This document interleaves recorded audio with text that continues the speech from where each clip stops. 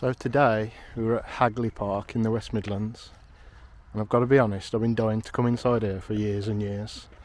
And apparently it's been closed for about 80 years to the public, but it is quite a striking 18th century landscape and gardens with lots of follies. So yeah, we're going to have a good look around today. This is just like the cafe and entrance. So, see you in a bit. Okay, so we're inside the place now, and I've made it to my first sort of historical point, or old folly. And I'm using these two maps today. The one that's printed out on pink for some reason. I did from home, and it's sort of how the place would have looked in the mid 1700s. And the other one is the modern map that I got from the visitor centre. Anyway, this first little thing I've come to was called the White Gothic Seat before, but unfortunately the White Gothic Seat went quite a long time ago, but I'm guessing that they've replaced it just so people know sort of where it was or whatever, with these little benches here. But what you can see from here is a really good viewpoint of part of the park. And when people were building these parks sort of in the mid 1700s and 1800s or whatever, it was all about the views. And I don't know if you can tell from this, but right down the middle there's a rotunda there. So the idea was you'd sit on this seat and you'd have lovely views into the distance of the hills and everything, but you'd have sort of eye catchers. So that rotunda in the middle would be one. And there's also a big column somewhere that I'll find in a minute. But bear with me a minute, and I'm going to get my zoom camera and we're going to zoom into the things that we can see from here. So just bear with me. So there's the rotunda and the shaky zoom camera. Let's come back. Yeah.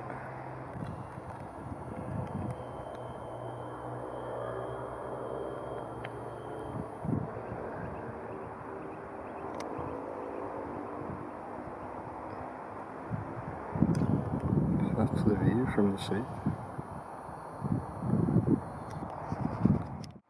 From the Gothic seat you can also see the obelisk, which used to be inside the park, but it's actually outside the boundaries of the modern day park that we can go into now. And look, if we zoom in, that's on a massive hill outside the park, that is, which I have been to before, and it's actually the other side of the main road now. But yeah, that was built out of sandstone in about 1764 or thereabouts. So yeah, the White Gothic seat, it would probably have been done by Sanderson Miller, and at the time it was described as one of the prettiest Gothic alcoves imaginable, and it would have had 4 fluted columns and 3 seats.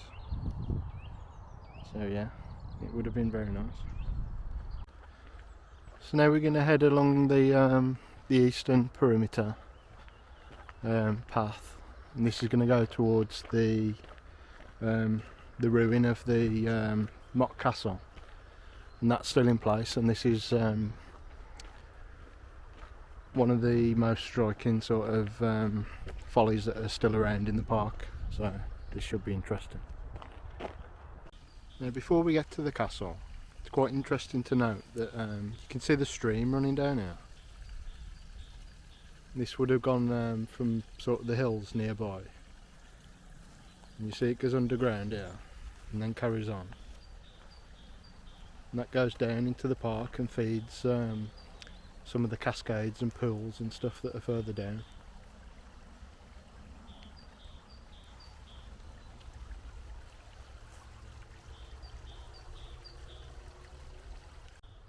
Now we're on our way up to the mock castle now, and you can actually see it on the brow of that hill up there. So I mean, they built it in a good place with a good commanding view.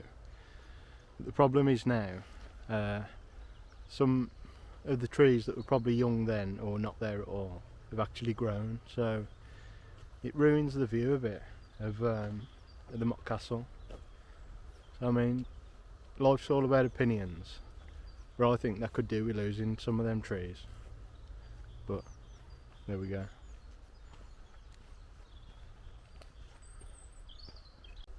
So here we are, we're approaching the old mock ruined castle now, and I won't labour the point, but like I say, I think there is an argument for getting rid of some of these trees, because at the end of the day you're only getting it back to the state that it would have been when the park was originally done and this ruined castle was originally built, and you're just trying to open up the original views really that were meant in the first place. Okay, so here we are at the ruined castle, and I think it's fair to say that most visitors who come here, this is what they come to see. And this feature would also have been by Sanderson Miller, and he was just a renowned architect from the time, and he probably gave a lot of advice in general to the owners here about sort of what to do with the park and ideas and stuff like that. As you can see, it's fenced off at the moment, so you can't actually get in the middle, but I think it might have been at one point when they originally opened it up. And that bit in the middle, apparently originally back in sort of the 1700s, that was used as a bit of a farmyard in the middle. The parts of it were, including sort of the window bits over there, were rumoured to have come from the old Halesowen Abbey, which was nearby. If you look at that turret up there, apparently that one was sort of the only sort of one with a habitable room in the mock castle. The others were used for storage. There were 4 in total, so you had that ruined one there, the one over there that would have been habitable, and I think some chairs were made back in the day to sort of go in a room in there. And then you've got this one that was originally built in a ruined state, and then the one on the other corner over the back. So the 3 turrets that were originally built in a ruined state, apparently they were used as a coal store, a hen house and a cow house. As you can see, quite a lot of work went into building this.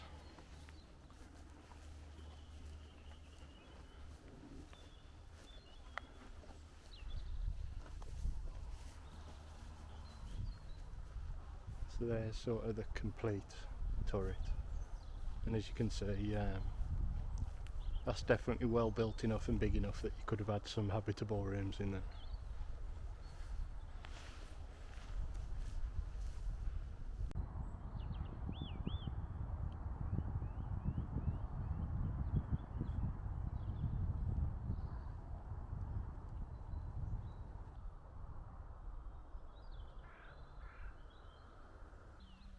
So you can see it is quite a striking feature in the park and in the landscape. I've been blessed with nice weather today as well. There's a little information board in front of the castle, and interestingly it noted that the one complete tower, the habitable one, the big one in the corner, apparently that would have been used as sort of to house the park's keeper at one point and stuff, and also for visitors back in the day to get a more commanding view of the area from the top. So this is the view sort of out to the park from the castle now, and as you can see there's a lot of trees that block views that would have been there in sort of the 1700s, but you know, that's just nature. Yeah, apparently from up here originally you would have been able to see pretty much the whole of the park and the Rotunda and even sort of to Dudley Castle and stuff like that. And you know, being able to be up here and see Dudley Castle from here and stuff, it'd give the impression that it was just generally sort of a very historical area. So yeah, very, very nice. So retracing our steps back from the castle a bit, we turn round and carry on sort of going around the perimeter of the park. I believe these woods we're going into are called Hermitage woods. Yeah, so going down into these woods, apparently there would have been at least 3 rustic buildings that were built in the mid 1700s, but apparently none of them exist to this day anymore. But we'll have a little look around and see what we can decipher. Okay, so in Hermitage Wood, it's my belief that we would have to go past this no entry point to find the sites where these 3 buildings used to be, which would have been the Seat of Contemplation, the Hermitage and the Pebble Alcove. So apparently that path's closed off at the moment for conservation, and I can sort of tell where that path is because down at the bottom there's a pond there, and I think probably some cascades, so we can sort of tell. And it would have been along that ridge on the left hand side, that path going along, that I think you eventually would have come to those buildings. But we'll see where it takes us. Anyway, say if you would have gone down that path or somewhere nearby in the mid 1700s, the first place you would have come to was the Seat of Contemplation, which was built around 1743, and apparently it was a curving seat with alcove decorated with sheep bones, and there was also sort of shell decorations and an owl in a niche, and it had sharp pointed finials. Also there was an inscription inside, and that inscription, it was written in snail shells, and it read, "Seat of Contemplation, all is vanity," which is interesting. And the next building you would have come to along that path around the perimeter would have been a little rustic building called the Hermitage, which was built around 1739. Apparently it was in a dark corner surrounded by horse chestnut trees. It had a rough construction with a floor paved with small pebbles, and that also featured an inscription inside from the poet John Milton. If you look back from this path, you can see the mock castle on the top of the hill. And then eventually in Hermitage Wood you would have come across another feature called the Pebble Alcove. There's not a great deal of information about the Pebble Alcove, but apparently it featured pebbles formed in various patterns, etc., like a cross and pots and flowers and stuff like that. Now I'm guessing these things would have been up there on the left somewhere eventually, obviously quite spaced out. So yeah, those buildings in Hermitage Wood really, there really would have been sort of just a general area for meditation and contemplation and stuff like that. And you can probably hear the birds, and there was an owl and stuff just.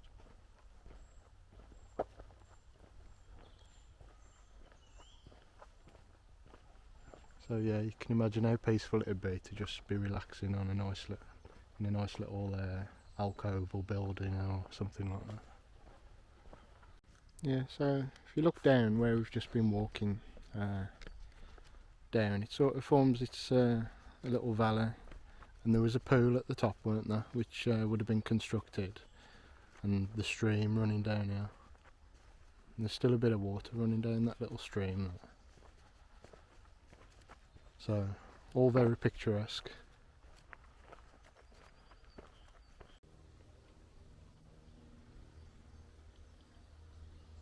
And then here's the bottom pool where that stream leads to. There's quite a bit of growth and stuff in there at the moment, obviously. But it's very wild.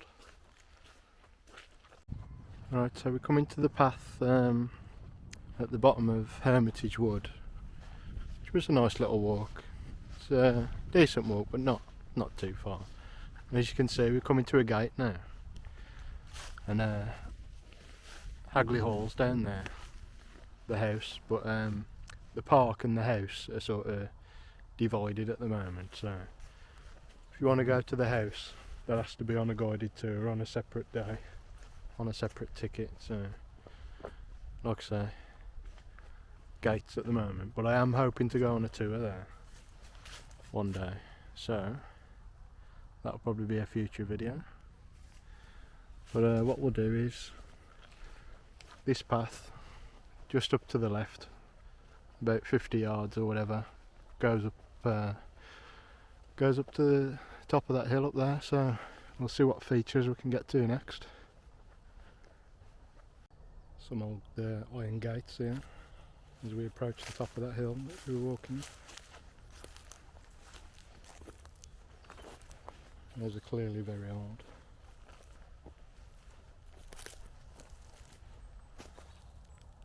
And some more here, just further up from the other ones. And there's some more up here.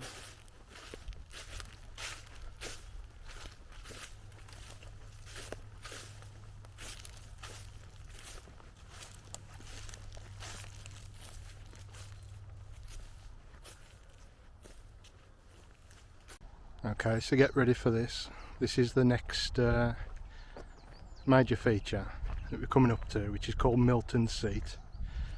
And look at the view it would have had. You can see deer just about running around down there. Obviously that's Hagley Hall down there, and the church. And what an amazing view from this vantage point up on the hill.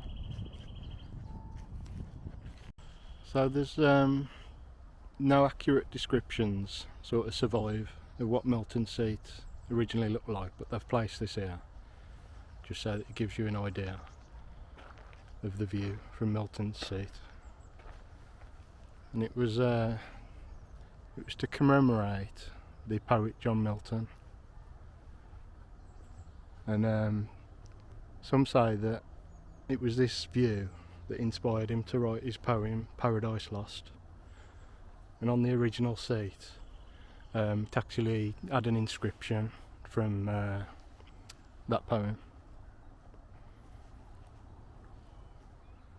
And on the modern day one, I believe they've put a copy of what the inscription was on the original one.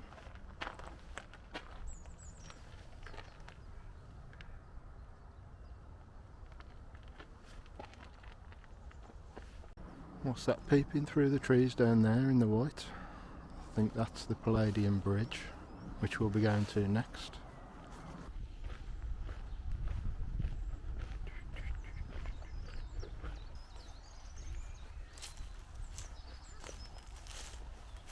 And there it is in all its finery.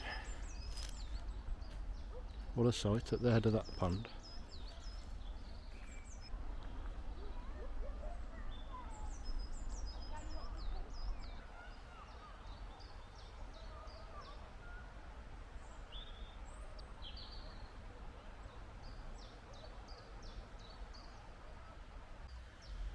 So here we are at the Palladium Bridge. This was built around 1762, 1763. Look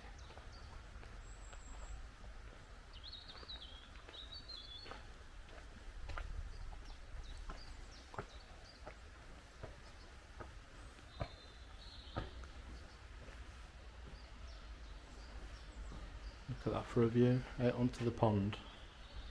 The nice little waterfall at the end, or cascade. Absolutely beautiful. Now I believe this has had some restoration work in recent years, because it was a bit worse for wear. And this, the alcove bit at the back, that was actually destroyed by a falling tree in around the 1840s. So it looks like they've rebuilt this alcove bit at the back, which is great. Now this feature, the Palladium Bridge and alcove, it was completed by around 1860. And it was the Littleton family who owned Hagley Park and Hagley Hall. And a nephew of George Littleton called Thomas Pitt, he actually designed this and gifted it to George Littleton. And as you can see, it looks really beautiful.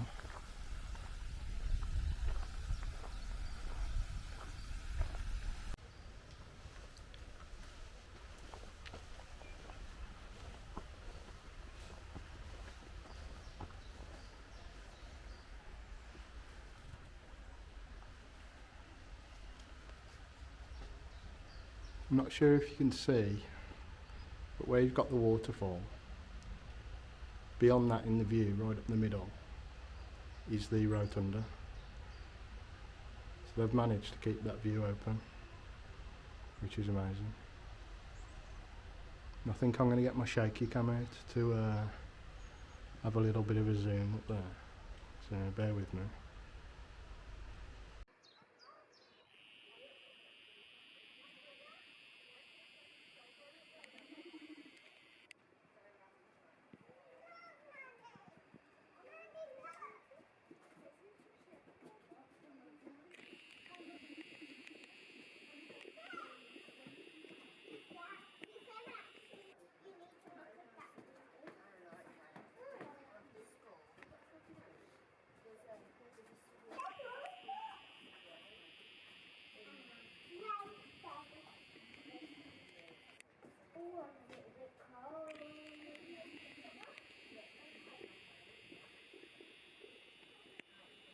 Behind the Palladium Bridge, you can see where water runs through behind, down a little cascadey stream type thing, and it carries on running down through the park.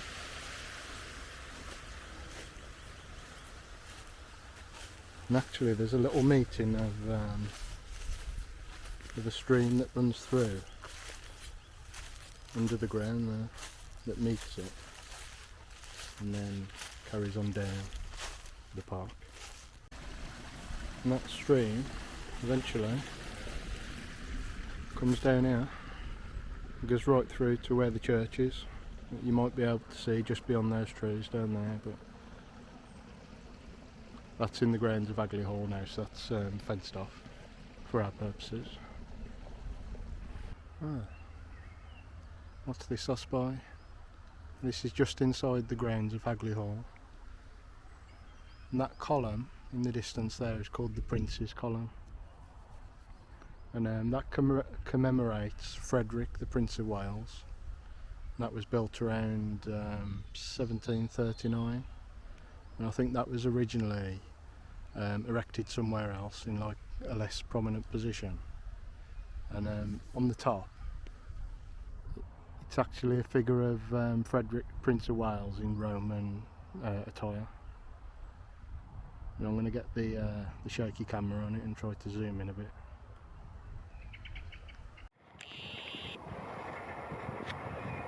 Here he is, Frederick, Prince of Wales in Roman attire.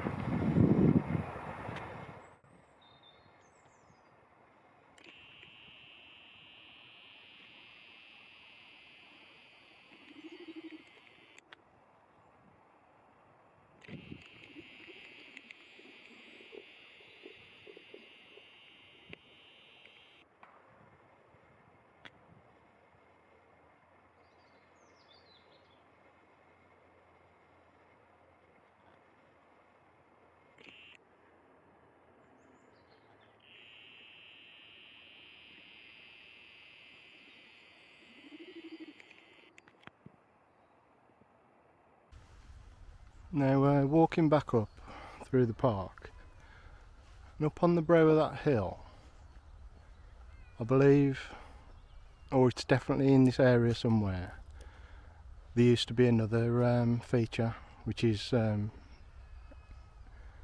demolished now, it's a long time gone, but it was called Thompson's Seat, and that was sort of a little alcove-y type building, sort of in half octagon shape, and that one was built around 1749 or 1750, and that one was designed by John Pitt,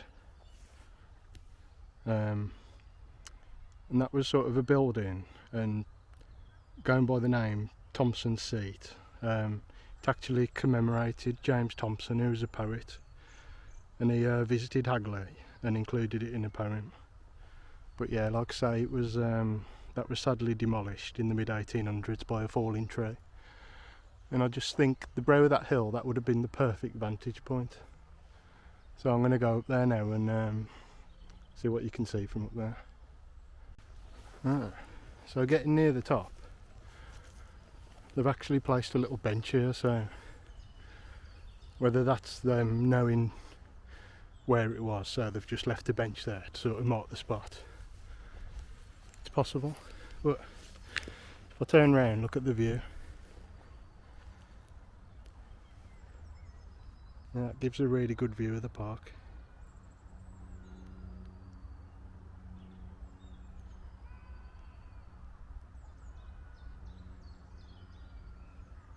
So for me, you would have had, you would have been able to see the Palladium Bridge, which is through the trees down there somewhere. You might be able to just catch a bit of the whiteness of it. And then moving over, all up to the other side, you can just about see the top of the mock castle. Zoom in again. So the mock castle will be up on the top, up there. I'll see if I can get a better zoom with the shaky camera. So you can just about see the Palladium Bridge through the trees in the middle there. That's from where we are. And then in the middle again, got the top of the turret on the mock castle.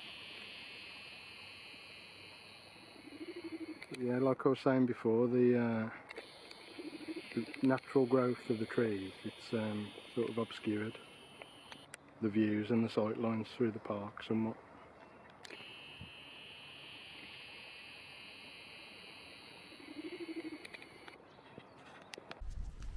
Right, so if we head back down the hill, then literally just around the corner there's another little feature that we'll have a look at. So just around the corner from that hill is another feature, and this is called Jacob's Well, and I believe this was here by around 1751.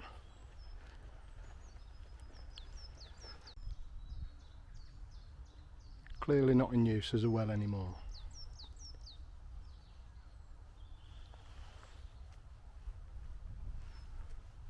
In that pediment bit at the top, it's rumoured that there might have been, you know, a bell or something in there in the past.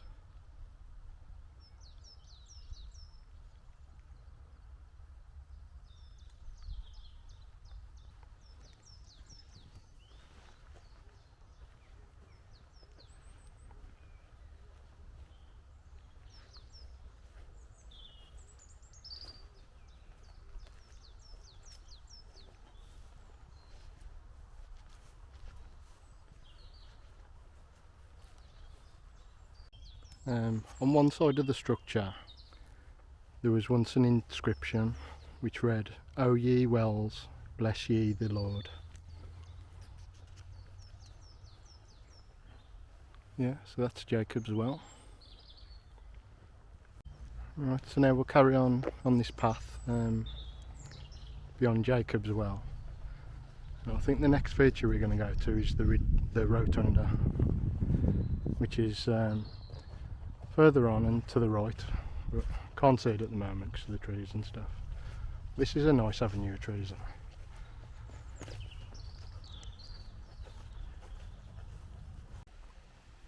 Now I've actually done quite a bit of an about town, because I decided I wanted to come and see the cascade at the end of the little lake where the Palladium Bridge is.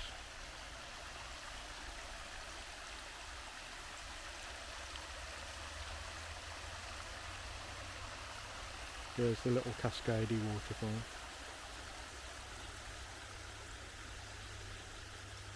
And there's the Palladium Bridge at the end of the lake. It's a lovely sight.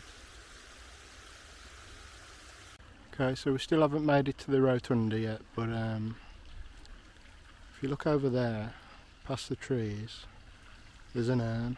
I believe that is called Shenstone's urn.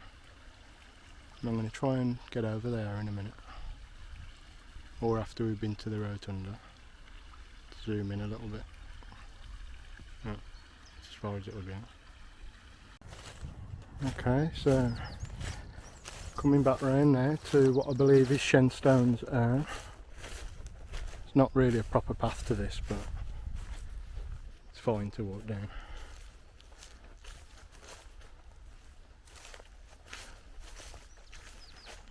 Look, someone's carved something in there. Don't know if that's a bit of old-fashioned graffiti or something, possibly. I think it says R. Felton. Looks pretty old.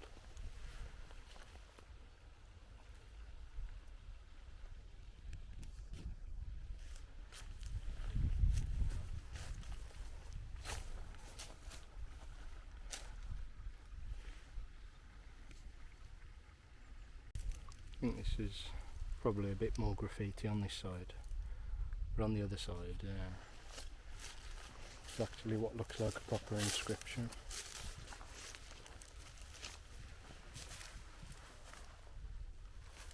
I'll try to decipher this when I get home, I think.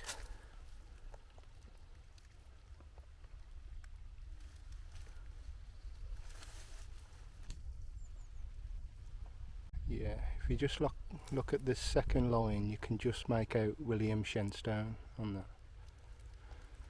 So that would mean that this is Shenstone's urn. And I've been reading up about this place a bit, and apparently this urn was moved nearer to the house at some point, so maybe they've moved it back to its original position where it was in the 1700s. Now this was here by about 1765, and it was after William Shenstone's death. And when we talk about William Shenstone, he was the guy who created the Leasows Park, which is not really too far from here, to be honest. And it was around the same period and stuff, so it's quite interesting how it all ties together. Nearly tripped over that. So yeah, on to the Rotunda. It's not far up from the little Shenstone's urn. You can see that the Rotunda's up there on the horizon. So yeah, this is the Rotunda, one of the other main features of the park.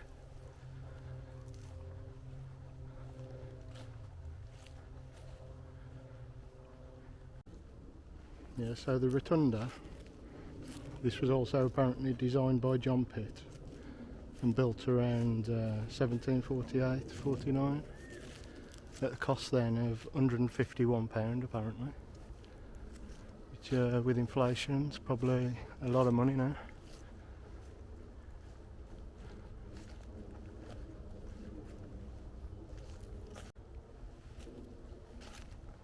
There was a bit of a fashion for building these in the 1700s in the parks. There's quite a similar one at Stowe, where I've been. The one at Stowe, it's got a nice statue in the middle. I think it's gilded as well, the one at Stowe. But I believe this has also had some restoration, because this was in really bad nick according to pictures I've seen. So yeah, it's quite a feature, this one. Yeah, that looks pretty gorgeous in the landscape.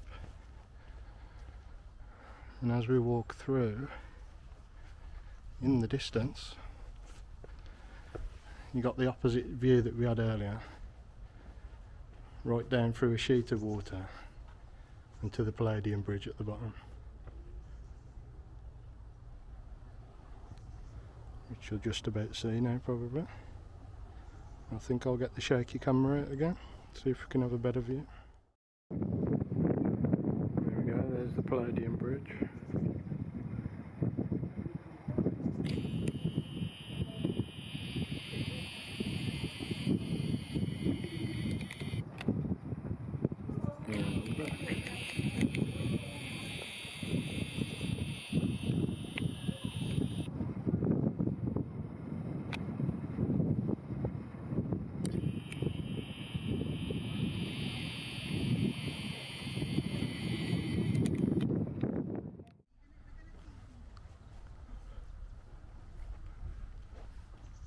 So yeah, it's all about the eye catchers and the lines of sight, which is why I said earlier there's an argument that a few trees around this place could be lost to open up some of the old lines of sight. You can see how good it is. Nice little seat there, a little wall built into the side of the ground there, and as you can see, cascade stream again running down the land. You can see it as it makes its way up there. Now we're going back over the other side to see if we can find some more of the little known features that might still be there or might not. I suppose we'll find out. We've got a little Easter egg hunt thing on here at the moment for the kids, and as you can see, someone's drawn a little picture. Now I've been walking along this track looking for something called Pope's Seat, which is basically some kind of memorial to the poet Alexander Pope, and it was put there just after his death in around 1745, and it was a Doric portico similar to one that's at Enville Hall, and there's this bit of a recess on the right hand side, so I think I might have found its former site. And if you look, there's stones and there's actual, you know, properly made bricks and stuff, so possibly this is where it is. And what also makes me think that it is if we turn round, you see we're in the woods, but when we turn round to the middle here, there's a clearing in the woods, as if that was purposeful to allow the views and the sight lines with the eye catchers. And right in the distance above the top you can see the obelisk that's not in the park anymore, right up on the top there somewhere, and also you can see the Jacob's Well on the other side. And I believe you would have been able to see Thompson's seat as well, a bit to the left of that originally, but because there's the growth of the trees you can't see that now. So yeah, I believe that this is possibly where Pope's seat was. And in that building that was Pope's seat, there is an inscription, and it says, "To quiet and the muses." So yeah, that's possibly Pope's seat. And next we're going to try and find down something called Pope's urn, which was probably very similar to Shenstone's urn that we've seen already. And I think that's in the woods somewhere up here. So let's have a look. And I think we have a possible sighting of Pope's urn just below those trees down the bottom. Probably can't see very well. Right then, just go slightly off the beaten track and we'll find what was Pope's urn, but there's not so much of an urn on it now, but we'll have a look. Here it is, through the woods. Here it is, all on its own, looking lonely.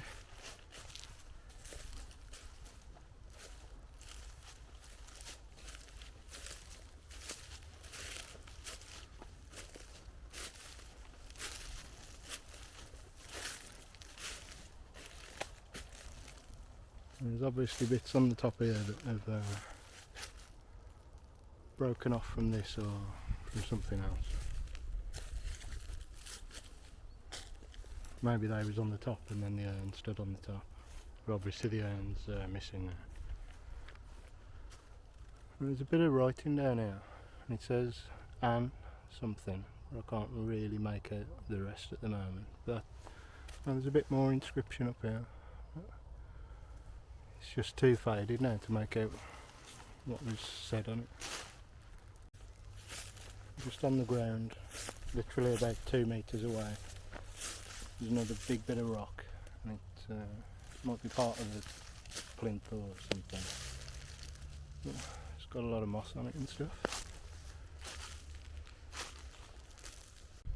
Now, apparently Alexander Pope chose the urn and the location where it was going to be, and then after he died there was an inscription put on it for him, and I believe this was in place by around 1744. Now, being someone who likes to do a bit of research before I come out, I've actually got a copy of the inscription that was put on what was the urn, well, not on the urn, on the plinth, and it says, "Sacred to the memory of Alexander Pope, the most elegant and harmonious of English poets, the severest satirist of voice, and the most agreeable teacher of wisdom, in the year 1744. So yeah, that's a nice little commemorative feature there. Yeah, so that was Hagley Park, and I've really enjoyed that, to be honest. I've been waiting a long time to come out, and I think I've pretty much covered all the features now that I wanted to, and the only ones I couldn't get to try to identify the sites of or whatever was the ones in Hermitage Wood towards the start, 'cause basically that track was blocked off to the public. So I mean, I've got to be honest, it would probably be hard to identify the sites of some of those what were rustic buildings anyway. But yeah, the person on the gate told me that this place hadn't been open for 80 years. I mean, I knew it had been quite a while, many years, but I didn't know it had been that long. So I mean, it's £10 to come in for the day, or £40 for a yearly pass. So I mean, £10 to come in somewhere that's been sort of pretty much locked off to the public visitors for about 80 years. I mean, it's great. And I suppose if you live local, £40 for a year to have all this sort of peace and tranquility. Great place to, you know, walk your dog or just exercise or just chill out on a nice day like this. It's great, really. So yeah, I just want to say thanks for watching again, because this has probably been a pretty long watch, so I always appreciate everyone watching, because I enjoy making them, so I hope people enjoy watching them as well. So thanks a lot.